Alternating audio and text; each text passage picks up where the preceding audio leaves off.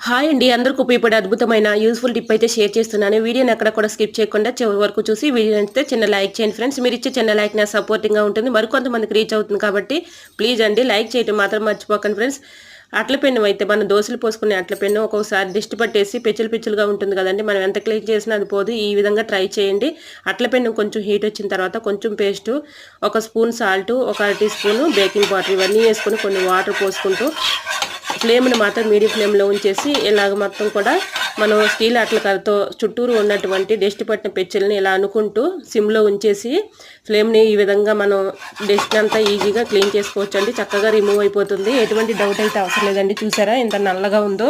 ఈ పెచ్చులన్నీ కూడా చక్కగా వచ్చేస్తాయి. సో యూజ్ అవుతుందని కూడా తప్పకుండా ట్రై చేయండి. ఇలాంటి మరెన్నో ఇంట్రెస్టింగ్ వీడియోస్ కోసం నా ఛానల్ లైక్ చేసి సబ్స్క్రైబ్ చేసుకోండి. వీడియో నచ్చితే లైక్ చేయండి. Thanks for watching.